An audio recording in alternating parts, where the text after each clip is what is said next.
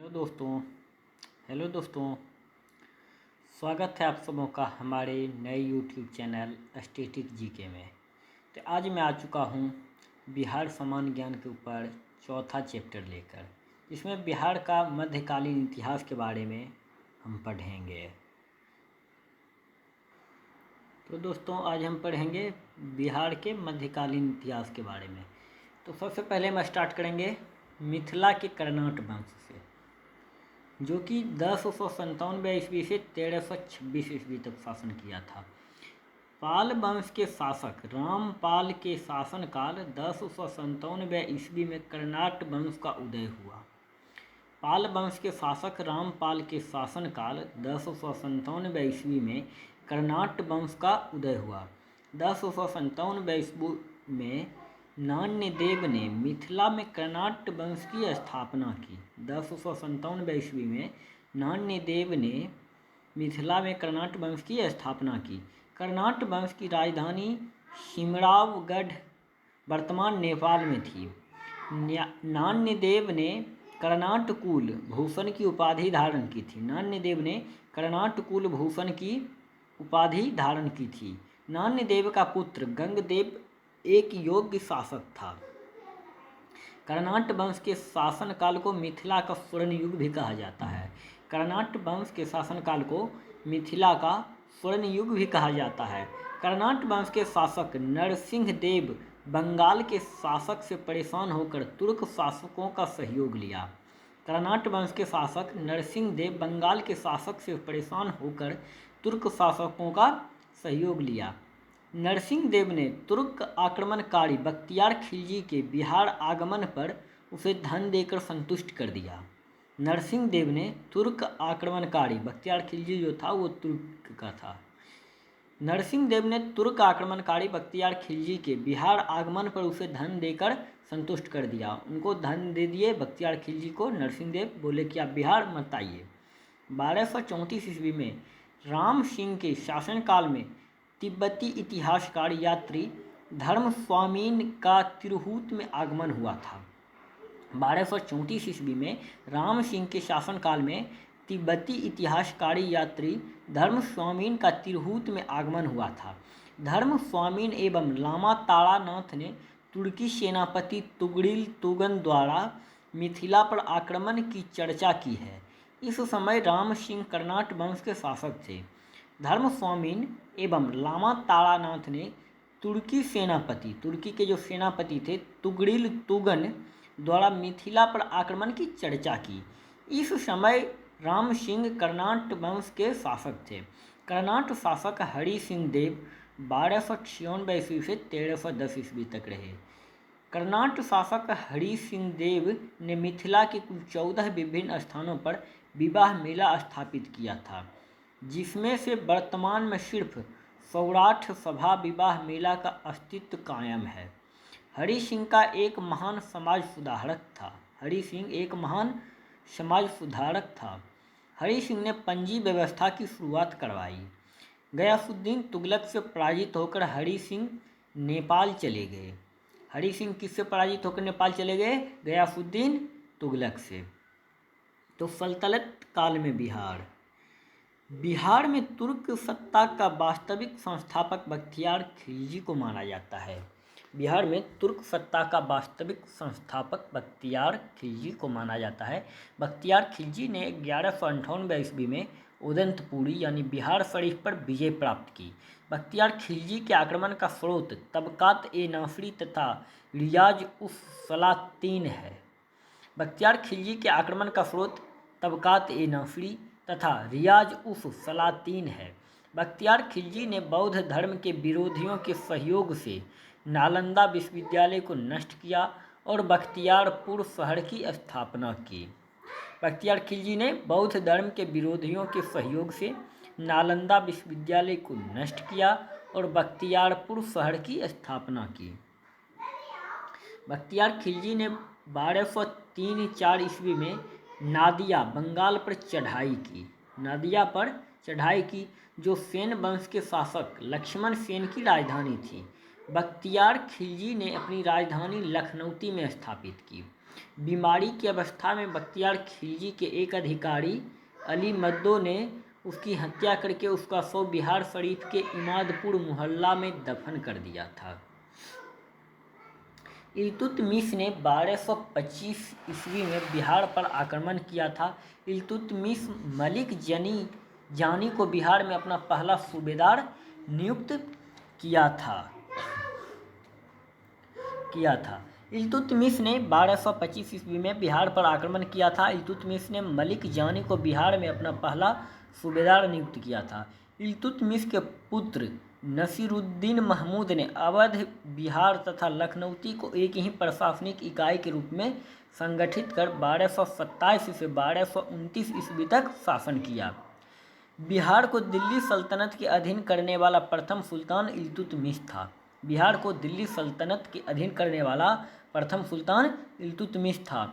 बलबन के शासनकाल में गया का क्षेत्र दिल्ली के अधीन था, जिसका वर्णन गया के राजा बनराज की गया प्रशस्ति में किया गया है। 1297 ईस्वी में अलाउद्दीन ने शेख मोहम्मद इस्माइल को दरभंगा भेजा, परंतु राजा शुक्र सिंह ने इस सेना को पराजित कर दिया। 1297 ईस्वी में अलाउद्दीन ने शेख मोहम्मद इस्माइल को दरभंगा भेजा, परंतु राजा शुक्र सिंह ने इस सेना को पराजित कर दिया। तुगलक काल में बिहार की राजधानी बिहार शरीफ नालंदा थी। गयासुद्दीन तुगलक ने मिथिला के कर्नाट वंशीय शासक हरि सिंह को पराजित किया और मोहम्मद बिन तुगलक ने बिहार का विलय दिल्ली सल्तनत में कर दिया। मोहम्मद बिन तुगलक के काल में दरभंगा में एक दुर्ग तथा जामा मस्जिद का निर्माण करवाया गया था एवं इस शहर का नाम बदलकर तुगलकपुर कर दिया गया। फिरोज शाह तुगलक एवं बिहार के प्रसिद्ध संत शेख अहमद चिड़मपोश के मुलाकात की जानकारी सीरते फिरोज शाही में मिलती है। फिरोज शाह तुगलक एवं बिहार के प्रसिद्ध संत शेख अहमद चिड़मपोश के मुलाकात की जानकारी सीरते फिरोज शाही में मिलती है। खिलजी वंश के समय के कुछ सिक्के शाहपुर, भोजपुर से प्राप्त हुए हैं। 14वीं शताब्दी में तिरहुत पर आधिपत्य कर फिरोज शाह तुगलक ने एक नए राजवंश की स्थापना की। इस वंश को बैन बाड़ वंश या अहिन्ल बाड़ वंश कहा जाता है। पटना और गया के क्षेत्रों में फिरोज शाह तुगलक के कई अभिलेख प्राप्त हुए हैं। राजगीर के कुछ जैन मंदिरों के अभिलेखों में फिरोज शाह द्वारा उन्हें दान दिए जाने का उल्लेख है। सूफी संत हजरत शरफुद्दीन याहिया मनेरी के मलफूजात यानी उक्तियों का संकलन और मनाकिबुल असाफिया जैसी रचनाओं से बिहार में तुगलक शासन का इतिहास जानना संभव है।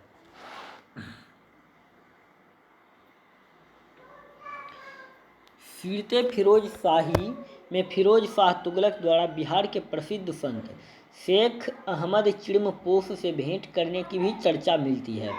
सिकंदर लोदी के बिहार अभिलेख से ज्ञात होता है कि 1495-96 में जौनपुर के शासक हुसैन शाह सड़की को पराजित कर उसने दरिया खान नुहानी को बिहार का प्रशासक नियुक्त किया था। तो देखिए दोस्तों, सल्तनत काल में बिहार जो था ये समाप्त होता है, मिथिला के कर्नाट वंश। अब यहाँ से चेरो वंश स्टार्ट होता है। पाल वंश के पतन के पश्चात चेरो नामक जनजातीय राज्य का उदय हुआ। चेरो का राज्य क्षेत्र शाहाबाद, सारण, मुजफ्फरपुर, चंपारण तथा पलामू जिलों तक विस्तृत था। शाहाबाद जिले में चेरो राज्य 4 भागों में विभक्त था। बिहिया में धुंधिलिया नामक चेरो सरदार का मुख्यालय था। भोजपुर का चेरो राजा सीताराम तथा मुख्यालय तिरावन था। तृतीय राज्य का मुख्यालय चैनपुर तथा चतुर्थ राज्य का मुख्यालय देव मार्कंडे था। पलामू के चेरो का सबसे महान शासक मेदिनी राय था, जिसका राज्य गया, दाऊदनगर, रामगढ़ एवं अरवल तक विस्तृत था। मेदिनी राय के पश्चात उसका पुत्र प्रताप राय राजा बना। अब हम आगे नुहानी वंश के बारे में पढ़ेंगे। नुहानी वंश का उदय मूल रूप से सिकंदर लोदी के शासनकाल में हुआ था। बिहार शरीफ अभिलेख के अनुसार 1495-96 ईस्वी में सिकंदर लोदी ने हुसैन शाह फर्की को पराजित कर दरिया खां नुहानी को बिहार का प्रमुख प्रभारी शासक नियुक्त किया, जो 1523 ईस्वी तक शासक बना रहा। दरिया खां नुहानी की मृत्यु के पश्चात इसका पुत्र बहार खां नुहानी प्रशासक बना। इसने स्वयं को स्वतंत्र शासक घोषित किया और सुल्तान मोहम्मद की उपाधि धारण की। इब्राहिम लोदी ने कनकपुरा युद्ध में मोहम्मद शाह नुहानी को पराजित किया। 1526 ईस्वी में बाबर ने पानीपत के युद्ध में इब्राहिम लोदी को परास्त किया। इसके बाद दरिया खां के पुत्र बहार खां ने बिहार में स्वतंत्र रियासत की घोषणा कर दी।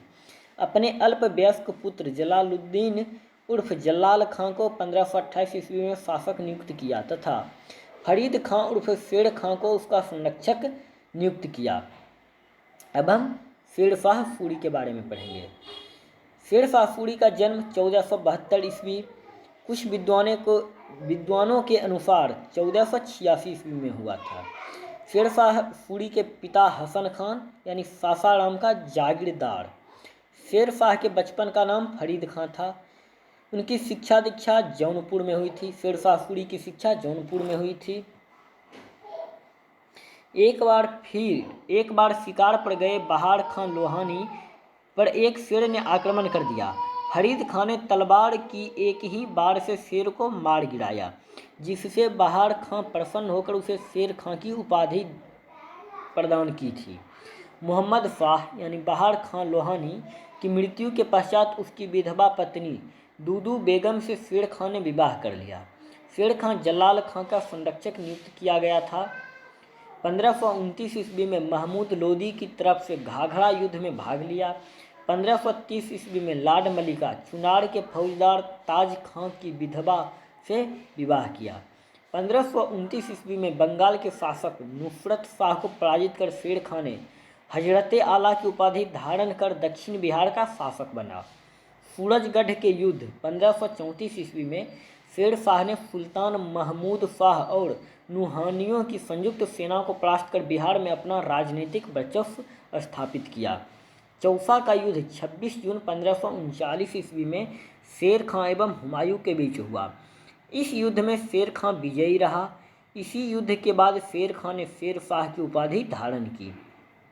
1540 ईस्वी में कन्नौज अथवा बिलग्राम के युद्ध में हुमायूं को परास्त कर द्वितीय अफगान साम्राज्य और सूरवंश की स्थापना की। 1543 ईस्वी में रायसीन विजय कर वहाँ के शासक पूरनमल को विश्वासघात से मार डाला और भीषण कत्लेआम करवाया, जो शेर शाह पर एक कलंक है। शेर शाह द्वारा मारवाड़ युद्ध 1544 ईस्वी के दौरान कहा गया कि एक प्रसिद्ध कथन मैं मुट्ठी भर बाजरे के लिए लगभग हिंदुस्तान का साम्राज्य खो चुका था। 1545 ईस्वी में कालिंजर के किले पर उक्का नामक अग्निशास्त्र से आक्रमण के दौरान किले की दीवार से एक गोला लगकर पास रखे बारूद पर गिरा, जिसके विस्फोट से शेर शाह की मृत्यु हो गई। उस समय कालिंजर का शासक कीरत सिंह था। शेर शाह ने ही सर्वप्रथम सासाराम में पट्टा और काबूलियत प्रथा को प्रारंभ किया। उसने भू राजस्व व्यवस्था हेतु मुख्यतः रैयतबाड़ी व्यवस्था लागू की थी। शेर शाह के काल में भू राजस्व की दर 1/3 थी। इसे नगद और पैदावार दोनों रूप में स्वीकार किया जाता था। सासाराम शेर शाह का प्रशासनिक प्रयोगशाला था। शेर शाह के काल में भूमि की माप के लिए 32 अंकों की गज-ए-सिकंदरी का प्रयोग किया जाता था। शेर शाह ने 178 ग्रेन के चांदी का रुपया और 380 ग्रेन का तांबे का दाम नामक सिक्का चलाया। शेर शाह के काल में ग्रैंड ट्रंक रोड का निर्माण किया गया था। शेर शाह ने प्रत्येक 1 कोस की दूरी पर एक सराय यात्रियों के ठहरने का स्थान का निर्माण करवाया था। शेर शाह ने दीन पनाह को तोड़कर दिल्ली में पुराने किले का निर्माण करवाया एवं इसी किले के अंदर किला एक कुहना का निर्माण करवाया था। शेर शाह ने पाटलिपुत्रा को पटना के नाम से 1541 ईस्वी में पुनः स्थापित किया। शेर शाह ने अपने जीवन काल में ही सासाराम में अपने मकबरे का निर्माण शुरू करवाया था, जिसे उसके मृत्यु के उपरांत उसके उत्तराधिकारियों इस्लाम शाह ने पूरा करवाया था। शेर शाह का मकबरा इंडो इस्लामिक स्थापत्य कला का सुंदरतम नमूना है। इसके वास्तुकार अलीबाल खान थे एवं इस मकबरा का निर्माण 1540 ईस्वी से 1545 ईस्वी के बीच किया गया था। शेर शाह का मकबरा वर्गाकार आकृति का है। इसका निर्माण लाल बलुआ पत्थर 122 फीट ऊंचा से किया गया है, जो एक कृत्रिम झील में खड़ा है। शेर शाह के शासनकाल में बिहार में 7 सरकारें यानी प्रमंडल थी। शेर शाह ने पटना नगर एवं पटना किले के निर्माण में 5 लाख रुपये खर्च किए थे। अब्दुल्लाह की रचना तारीख़ दाऊदी में शेर शाह द्वारा पटना का दुर्ग और पटना को राजधानी बनाने की चर्चा मिलती है। शेर शाह ने सासाराम, रोहतास के किले का निर्माण करवाया था। शेर शाह की मृत्यु के उपरांत उसका पुत्र जल्लाल खां इस्लाम शाह के नाम से शासक बना। 1555 ईस्वी में अफगानों को परास्त कर हुमायूं पुनः दिल्ली का सुल्तान बना। अब्बास खां सरबानी ने शेर शाह की जीवनी लिखी है। मध्यकालीन बिहार के प्रमुख अभिलेख: बुद्ध सेन का बोधगया अभिलेख, बिहार शरीफ का प्रस्तर अभिलेख, संग्राम गुप्त का पंचोभ ताम्रपत्र अभिलेख, मोहम्मद बिन तुगलक का बेनीबन अभिलेख, फिरोज शाह तुगलक का राजगीर अभिलेख, खड़गपुर के राजगीर अभिलेख, भभुआ में शेर शाह का अभिलेख, खेड़बाड़ प्रमुख प्रताप धवल के 3 अभिलेख। अब हम दोस्तों आगे पढ़ेंगे बिहार में मुगल शासन। 1574-75 ईस्वी में बिहार पुनः मुगल साम्राज्य में शामिल हो गया। बाबर ने जलाल खां को बिहार का प्रशासक नियुक्त किया था। अब हम अकबर काल देखेंगे। 12 मार्च 1576 को हुसैन खां, मुजफ्फर खां एवं टोडरमल की संयुक्त सेना ने दाऊद को परास्त कर बंगाल और बिहार को मुगल साम्राज्य का हिस्सा बना लिया। 1580 ईस्वी के आसपास अकबर ने बिहार को मुगल का साम्राज्य का सूबा या प्रांत बना दिया एवं खान ए खानम मुनीम खां को बिहार का गवर्नर नियुक्त किया। कालांतर में अकबर ने मान सिंह को बिहार का सूबेदार नियुक्त किया। ये अकबर कालीन सबसे प्रसिद्ध सूबेदार था। मान सिंह ने रोहतास को अपनी राजधानी बनाई। अकबर के शासनकाल में बिहार में सबसे अधिक विद्रोह हुए। खान ए आजम मिर्जा अजीज कोका को भी बिहार का गवर्नर नियुक्त किया गया था। महेश ठाकुर के विद्वता से प्रसन्न होकर 1556-57 में अकबर ने उन्हें मिथिला राज्य पुरस्कार स्वरूप प्रदान किया था। अकबर के शासनकाल में ईरानी यात्री अब्दुल लतीफ़ बिहार आया। अब देखिए जहांगीर काल। जहांगीर ने लाल बेग उर्फ बाज बहादुर को बिहार का सूबेदार नियुक्त किया। बाज बहादुर ने दरभंगा में एक मस्जिद और नूरसराय नामक सराय का निर्माण करवाया था। नूरसराय का निर्माण नूरजहां को ठहरने के लिए किया गया था जब वह दिल्ली से बंगाल की ओर जा रही थी।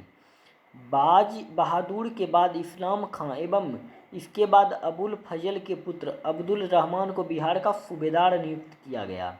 अब्दुल रहमान ने कुतुब नामक एक फकीर के विद्रोह को सफलतापूर्वक दबा दिया। 1615 ईस्वी में नूरजहां के भाई इब्राहिम खान को सूबेदार नियुक्त किया गया। इब्राहिम खान ने मनेर, पटना में मखदूम शाह दौलत का मकबरा का निर्माण करवाया। 1621 ईस्वी में शाहजादा परवेज बिहार का सूबेदार नियुक्त होने वाला प्रथम राजकुमार था। इसके उपरांत यह पद केवल मुगल राजकुमारों को दिया जाने लगा। जहांगीर के शासनकाल में 1626-27 ईस्वी में मिर्जा रुस्तम सफावी बिहार के सूबेदार थे। शाहजहां काल सूबेदार सैफ खान ने 1628-29 ईस्वी के दौरान पटना में एक मदरसे का निर्माण करवाया, जिसे वर्तमान में सैफ खान का मदरसा के रूप में जाना जाता है। 1632 ईस्वी में अब्दुल खान बहादुर फिरोज जंग को बिहार का सूबेदार नियुक्त किया। फिरोज जंग राजा प्रताप के विद्रोह को कुचलकर इसके राज्य उज्जैनिया यानी भोजपुर को मुगल साम्राज्य में मिला लिया। शाहजहां ने अपनी पत्नी मुमताज महल के भाई शाइस्ता खां 1639 से 43 को सूबेदार नियुक्त किया। शाहजहां ने अपनी पत्नी मुमताज महल के भाई शाइस्ता खान को सूबेदार नियुक्त किया था। 1657 ईस्वी में अलीबर्दी खान सूबेदार के रूप में नियुक्त किए गए। इसने मुगल उत्तराधिकारी की लड़ाई में शाहजादा शुजा का साथ दिया था। अब देखिए औरंगजेब काल। बिहार के सूबेदार के रूप में दाऊद खां कुरैशी की नियुक्ति की गई। औरंगजेब के काल में ब्रिटिश यात्री बर्नियर बिहार आया। उस समय पटना को देश के बड़े शहरों में से एक माना था। इसी काल में ब्रिटिश यात्री जॉन मार्शल एवं डच यात्री डी ग्रेफी ने बिहार में पड़े अकाल का उल्लेख किया। 1702 ईस्वी में अजीम उस खान को बिहार के सूबेदार नियुक्त हुए। उसने पटना का नाम अजीमाबाद रखा तथा इसके पुनर्निर्माण में 1 करोड़ रुपये खर्च किए। अब देखिए उत्तरकालीन मुगल शासक से जुड़े प्रमुख तथ्य। फर्रुखसियर का जन्म पटना में हुआ था। फर्रुखसियर प्रथम मुगल बादशाह था जिसका राज्य अभिषेक 1713 ईस्वी पटना में हुआ था। औरंगजेब ने मुर्शिद कुली खां को बंगाल, बिहार, उड़ीसा का सूबेदार नियुक्त किया था। मुर्शिद कुली खां ने 1704 ईस्वी में बंगाल की राजधानी ढाका से मुर्शिदाबाद स्थानांतरित कर दिया था। गिरिया के युद्ध के बाद अलीबर्दी खां 1740 से 56 ईस्वी तक नवाब बना। वह बंगाल का अंतिम शक्तिशाली नवाब था। 1756 ईस्वी में सिराजुद्दौला यानी अलीबर्दी खां का नाती बंगाल का नवाब बना। जून 1757 ईस्वी में पलासी के युद्ध में वह अंग्रेजों से हार गया। जून 1757 में मीर जाफर बंगाल का नवाब बना। ख्वाजा कला पटना में दारुल अदल मस्जिद का निर्माण सूबेदार फखरुद्दौला ने करवाया था। बिहार में शाह आलम द्वितीय का राज्याभिषेक अंग्रेज के संरक्षण में हुआ था।